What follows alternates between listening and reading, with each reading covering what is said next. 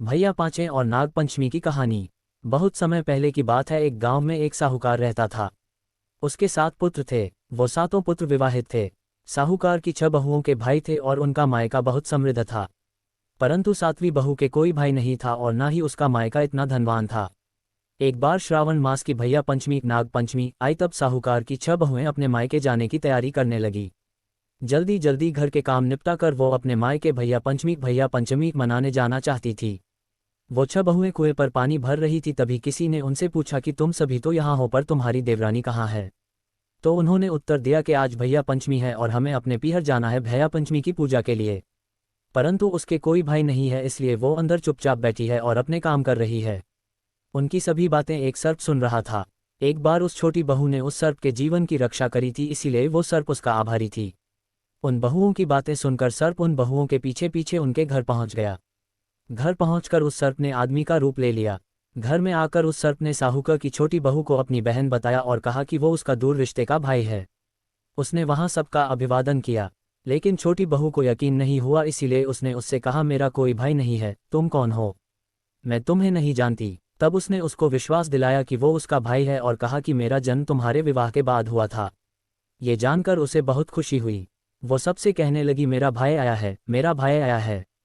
उसे याद आया कि आज तो भैया पंचमी है, परंतु उसने कभी ये त्योहार नहीं मनाया था, इसीलिए उसे इसकी विधि नहीं पता थी। उसने अपनी सास से भैया पंचमी की विधि पूछी। बोली, सासू माँ, मेरा भाई आया है और आज भैया पंचमी है, मैं क्या करूं। उसकी सास ने कहा कि पहले चूल्हा लीप, फिर उस पर चावल चढ़ा। जब चावल बन जाएं उसमें घी बूरा मिलाकर अपने भाई को खिला। उसने वैसा ही किया। खाना खाने के बाद उस भाई ने कहा, बहन, मैं तुम्हें अपने घर ले जाने के लिए आया हूँ, सब तुमसे मिलकर बहुत खुश होंगे। बहू ने अपनी सास से पूछा तो उसकी सासू ने भी उसे जाने की आज्ञा दे दी। जब इंसान के रूप में सर्प अपनी बहन को अपने साथ लेकर वहां से चला तो उसने मार्ग में उस बहन को अपने विषय में बताया कि मैं एक सर्प हूं और एक बार तुमने मेरे जीवन की रक्षा करी थी और मुझे भाई माना था, इसलिए मैं अब तुम्हारा धर्म भाई हूं। अपने बिल के पास पहुंचकर मैं अपने असली रूप में आऊंगा, तब तुम बिना डरे मेरी पूंछ को पकड़ लेना और मेरे साथ बाम्बी में आ जाना। उसने वैसा ही किया और बाम्बी में पहुंचने के बाद उस सर्प ने उसे अपने परिवार से मिलाया और अपनी पत्नी से कहा, ये मेरी धर्म बहन है। तब उसकी पत्नी बोली, यह मेरी नंद है। भतीजे बोले, हमारी बुआ आई है। सबने मिलकर उसका स्वागत किया। साहूकार की छोटी बहू ने वहां देखा कि सांप के बच्चों की मां अपने बच्चों और छोटे भाई बहनों को घंटी बजाकर बुलाती है दूध पीने के लिए। एक दिन उसने कहा कि मैं इन्हें दूध पिला देती हूँ। उसकी भाभी ने कहा, ठीक है, परंतु ध्यान रखना कि घंटी दूध ठंडा हो तभी बजाना, उससे पहले नहीं। किंतु उसने गलती से घंटी पहले ही बजा दी। तब तक दूध गर्म ही था और उस सांप के छोटे भाई बहन का गर्म दूध पीने से जीभ, फन, पूंछ आदि जल गए। इससे वो बहुत नाराज हुए और बोले, इसने हमें गर्म दूध से जलाया है, हम इसको सजा देंगे, हम इसको खाएंगे। तब उसकी भाभी ने कहा, नहीं, इनसे गलती हुई है, इन्हें माफ कर दो, मैं इनकी तरफ से क्षमा मांगती हूँ। तभी सर्प की पत्नी के पुत्र हुआ तो उसने अपनी नंद साहूकार की छोटी बहू से पूछा, बोलो नंद जी, आपको क्या चाहिए अपने भतीजे के जन्म की खुशी में। तब उसने अपनी भाभी से एक नौलखा हार मांगा। भाभी ने नंद को नौलखा हार भेंट में दे दिया और उससे ये कहा कि यदि आप इस हार को पहनोगी तो यह हार ही रहेगा, परंतु अगर कोई दूसरा इसे पहनेगा तो उसके गले में ये सर्प बन जाएगा।